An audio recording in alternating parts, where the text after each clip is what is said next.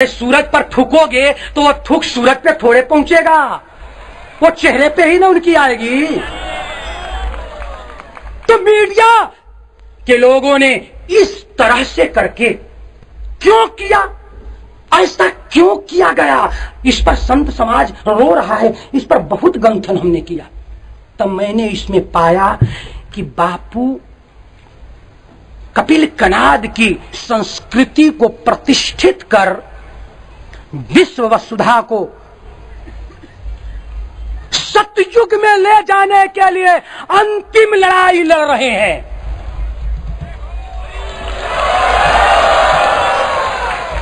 और इन लोगों को लगा कि अगर सतयुग आ जाएगा तो मेरा क्या होगा, मैं क्या करूंगा। इसलिए बापू को फंसाने का ये सारा षड्यंत्र चला। मेरे भाइयों, अब वो दिन गए, अब वो दिन गए जब गांधी जी ने कहा था गुजरात में कि एक गाल पे थप्पड़ मारे तो दूसरा गाल दे दो। तो उस समय के ऐसे लोग थे, उन्होंने कहा था कि भैया देखो, हमसे झूठ मत बुलवाना, हम बाल बच्चेदार आदमी हैं। आज के लोग क्या बोलते हैं, देखो मेरे भाई, हमसे सच मत बुलवाना क्योंकि हम बाल बच्चेदार। ऐसे बेशर्मी लोग हो गए। तो क्या हुआ, तब क्या हो गया। आज कहता है समय कि जो तो वह कांटा बोए ताई बो तू भाला,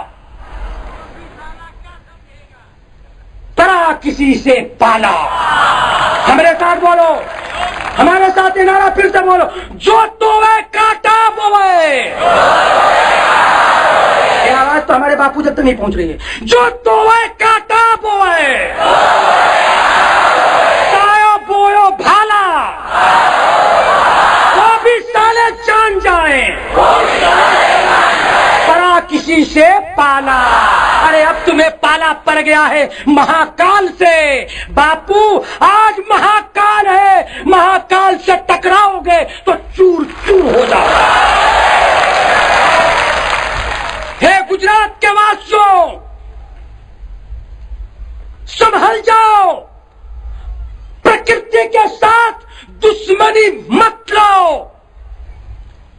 भाग्य विधाता तुम्हारे दरवाजे आए हैं। इस भाग्य विधाता के चरणों के रज से अपने जीवन को मुक्त करो, मुक्त करो, मुक्त करो। इन मीडिया के टट्टू बिके हुए गुलाम के चक्कर में मत पड़ो। एक छोटी सी कहानी कहकर अपनी वाणी को मैं मीडिया के समर्पित करूंगा। एक चूहा था, चूहा भागा जा रहा था, चूहा भागा जा रहा था। एक हंस बैठकर देख रहा था।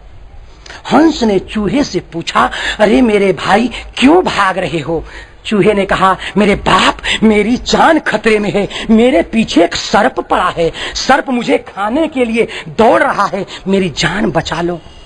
हंस ने कहा, आओ मेरे आंचल में छुप जाओ।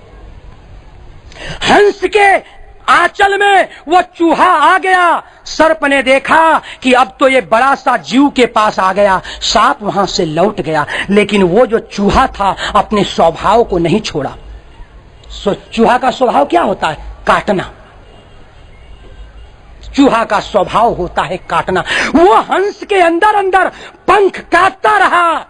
कुछ देर के बाद बहेलिया आया। बहेलिया आने के बाद हंस ने कहा, चूहे महाराज आपका दुश्मन तो चला गया, अब जो है तुम निकलो, अब मैं अपनी रक्षा करने जा रहा हूं। लेकिन जब वो चूहा गया, हंस उड़ना चाहा तो उड़ नहीं पाया, क्योंकि हमारे घर में उसी के दुश्मन ने उसके अंदर से पंख खोखला कर दिए। अरे बापू, भारत माँ के अस्मिता के लिए आज ये देश के गद्दार आतंकवादी से लड़े या अमेरिका में बैठे पोप के दुष्प्रचार से लड़े, आज तो हमारे घर में ही मान सिंह और जयचंद बनकर मेरे बापू के पर कतरने में लगे। ऐसे दुस्साहसों से निपटने के लिए बापू के बेटे सक्षम बनो, संगठित बनो। घर का झगड़ा घर में निपटो, परिवार का झगड़ा परिवार में निपटो, समाज का झगड़ा परिवार में निपटो और ऐसे दुश्मनों को मुंहतोड़ जवाब दो।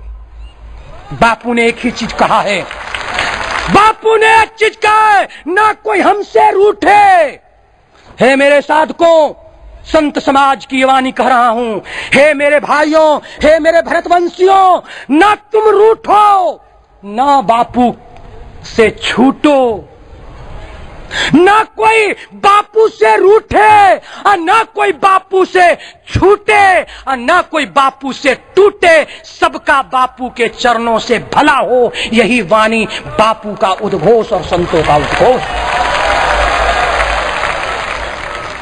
क्या आप सभी लोग इन सारे दस्तावेज को मैं रखने के बाद गुजरात की जनता से निवेदन कर रहा हूं कि हे गुजरात की जनता, सभी आसाराम बापू आश्रम में भारत के अदालत में रखे गए डॉक्यूमेंट का, पूरा डॉक्यूमेंट्स का कैसेट, षड्यंत्र कैसेट और यह जो कांड हुआ है इसका कैसेट उपलब्ध है। अगर ये मीडिया भारत माता से अगर गद्दारी करती है तो यह संदेश लेकर आप गांव-गांव में जाओ और प्रत्येक भरतवंशियों को सत्य से अवगत कराकर मां भारती को बचाने के लिए अपना योगदान से, अपना दायित्व से भारत मां को बचाओ। क्या ये स्वीकार है? क्या ये स्वीकार है? तो मैं आपसे एक निवेदन करना चाहूंगा, एक निवेदन। हमको 1 घंटा समय चाहिए, क्या आप देने को तैयार हैं? अपने राष्ट्र के लिए, अपने धर्म के लिए, अपने समाज के लिए, अपने बापू के लिए हम 1 घंटा आपका समय दान मांगते हैं, आंचल फैलाकर। देने को तैयार है? देंगे। बस हमको और कुछ नहीं चाहिए, क्योंकि आप स्वयं समझदार हैं। बाकी काम तो महाकाल का है। बापू स्वयं महाकाल बनकर उस कार्य को करते जा रहे हैं। हमें कोई परवाह नहीं, हमें कोई परवाह नहीं।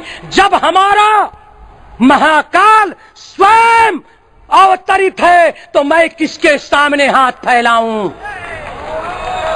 और इस दौरान मैं सभी भरतवंशियों को आने वाले कुंभ पर्व पर बापू की ओर से और संत समाज की ओर से निमंत्रण कर रहा हूं। सभी लोग को हार्दिक कुंभ के लिए निमंत्रण है।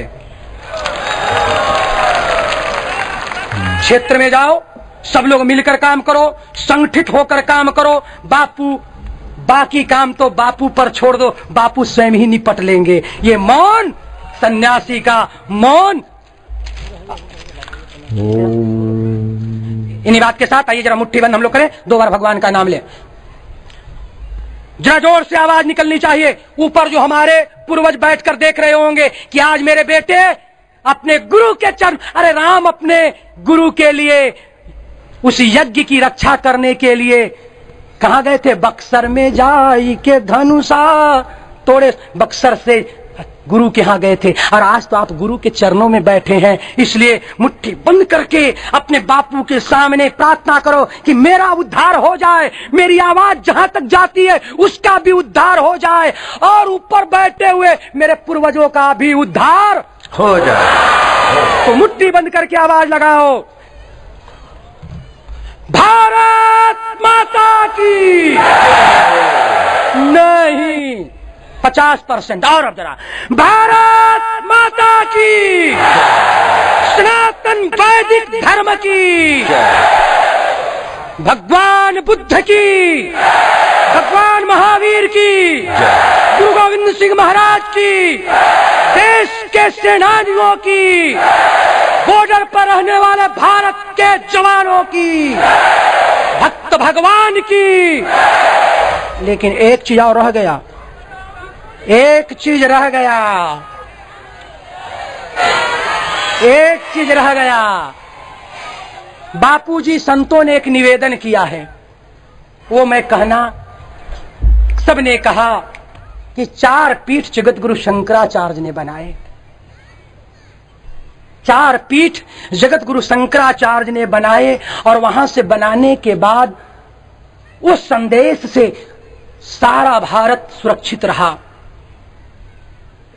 हिंदू, बौद्ध, सिख और जैन समाज को तोड़कर अलग अलग संदेश राष्ट्र में जाने का कार्य, ये भी एक मिशनरी का षड्यंत्र है। इसके लिए बापूजी सबका निवेदन है कि एक ऐसा मॉडल तैयार कर दीजिए कि आने वाली हजार हमारी पीढ़ियां उस मॉडल देखकर हमारे बेटे, हमारे आने वाले नस्लें हमारी संस्कृति को याद कर पाएं। ये हमारे संतों की ओर से प्रार्थना। रामदेव जी ने पातंजलि बनाई, जगत गुरु शंकराचार्य ने 4 मठ बनाए, जयेंद्र सरस्वती जी महाराज ने विश्व का सबसे बड़ा आंख का हॉस्पिटल शंकर नेत्रालय बनाए। सभी संतों ने अपने तरह तरह से राष्ट्र के लिए किया, लेकिन भारत माता के चारों